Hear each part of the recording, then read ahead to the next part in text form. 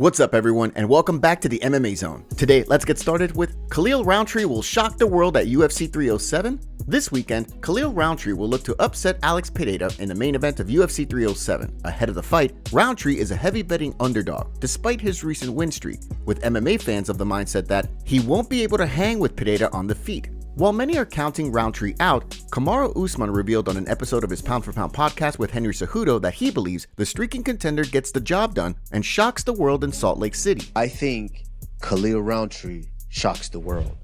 Shocks the world. I think we are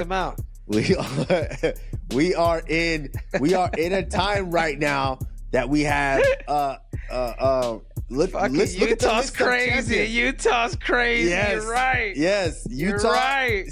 Crazy things happen in Utah.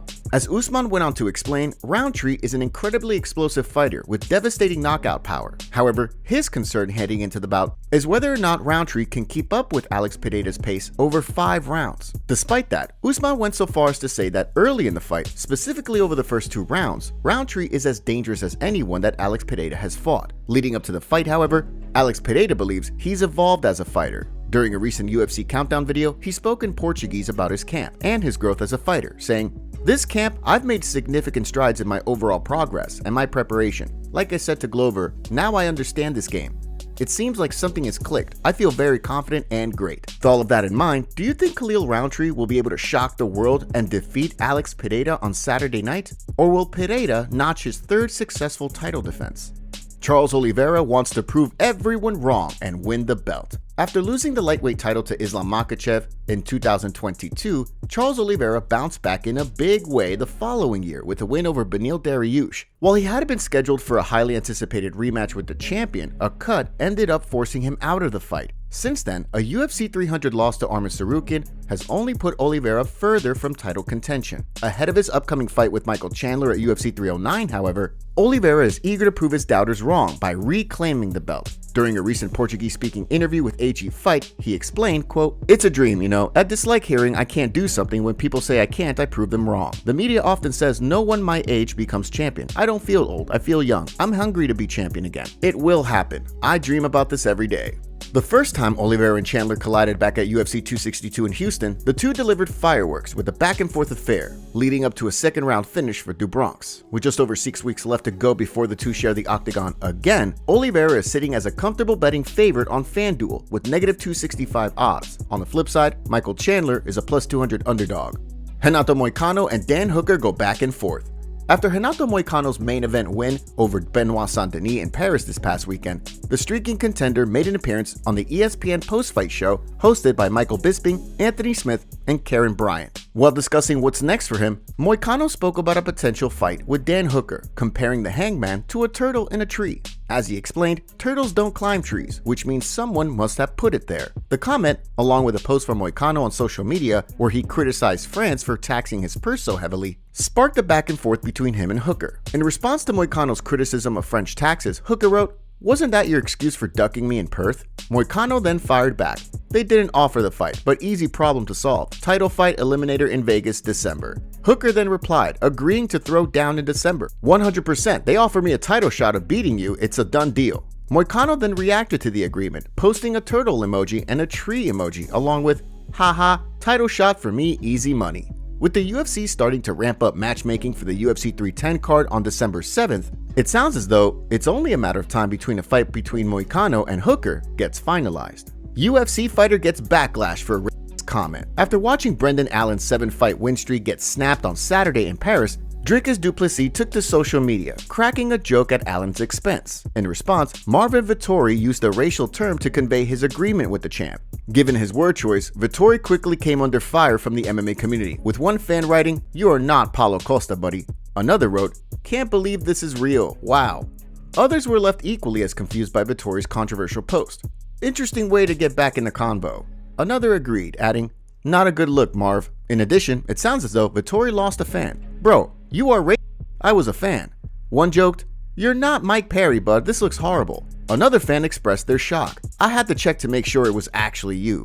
Vettori then followed it up with another post, writing, "Chill out, everyone. I just met my guy, kind of. He is white. How does that even make sense? All this thing is BS. Definitely many people I don't like, but it's never based on race or color. LOL. Also, I don't believe in this word power. After Allen's recent loss, a fight between him and Vettori would certainly make sense given their history and their respective spots on the rankings. Alex Pereira and Anthony Smith squashed their beef. Last summer, after watching Alex Pereira and Jan Blachowicz fight to a split decision at UFC 291, Anthony Lionheart Smith told media members leading up to a scrap with Ryan Spann in Singapore that Pereira's light heavyweight debut inside the octagon proved he was no longer the big scary monster he was at 185 pounds. The comments sparked tension between the two, and that briefly led to talk of a potential grappling match. Ahead of UFC 307, however, Pereira and Smith squashed any potential beef. The champion gave Smith a t-shirt as a gift before sitting down with him as a guest on his Lionheart Lounge show for ESPN. During the interview, which took place in a tattoo shop, Pereira spoke through a translator about a number of topics, including his decision to sit down with Smith and squash their beef. "I'm thankful to you for reaching out. Ever since you spoke to Glover, I don't think there's any malice. There's no bitterness about the back and forths we had. Today, I'm much better. I feel really good."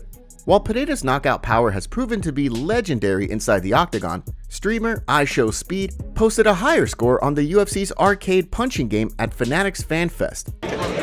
Shoot. Holy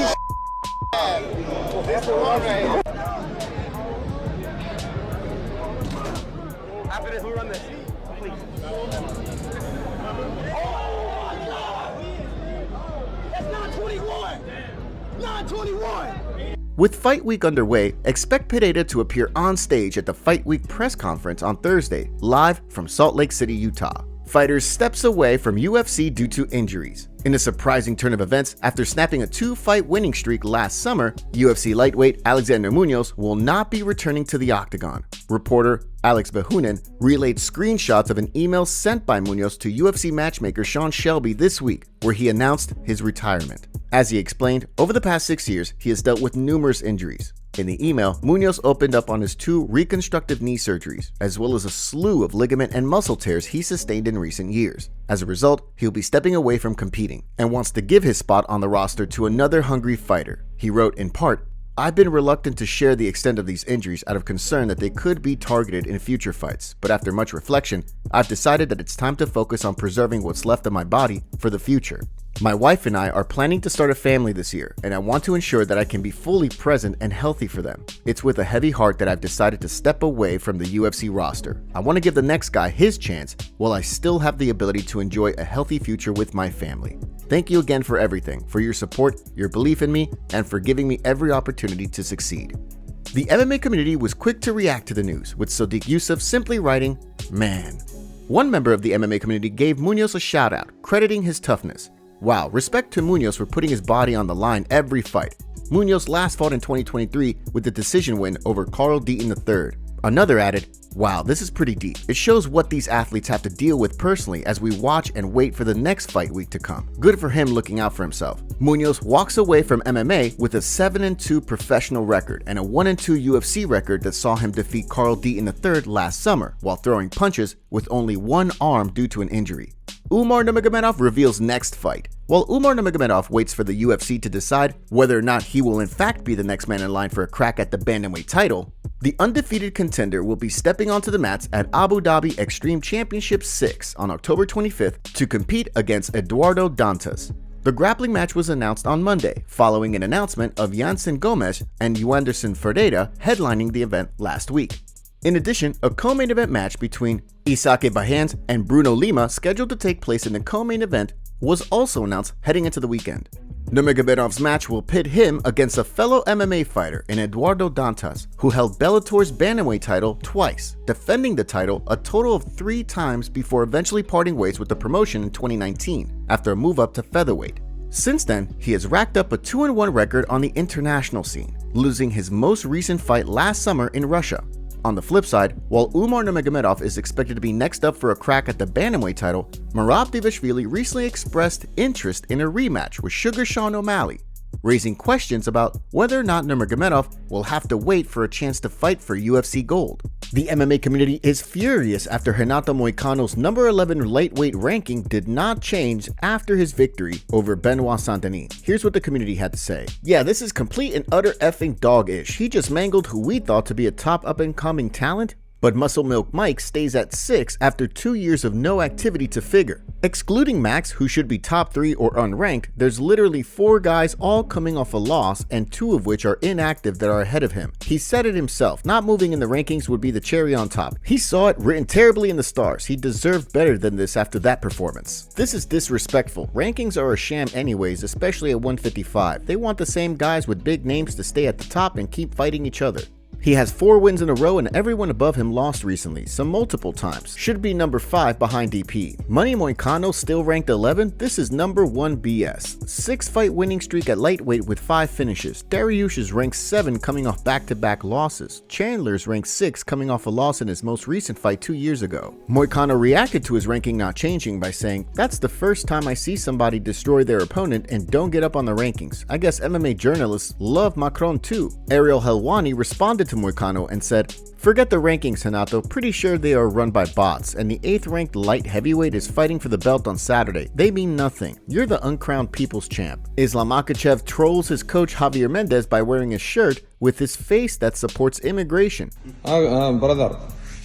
Coach, what happened to you? Islam supporting. He said I will not wear, and then we show him this. God bless you. He wore the t-shirt. Thank you, Islam, for supporting my coach. Now with me, with my team. Look. Coach. Assalamu alaikum. I'll send you a message, coach. I know you don't like this guy. Javier Mendez posted the clip with the caption saying, "Now you and Habib like this guy. He is trying to get me deported and I'm legally here as USA. I heard Islam Makhachev tripped Umar while he was standing against the wall. In the end, my boys have my back." Top comments. OMG, O'Malley needs to go into hiding. Dude still thinks he won 3 rounds. Ankalaev talking too much for a guy whose best win is Anthony Smith and who's gonna get stopped by Rakic very soon. Alex Pereira has 90 out of 100 striking, 0 out of 100 wrestling, 100 out of 100 plot armor. Under witness protection program is such underrated trash talk.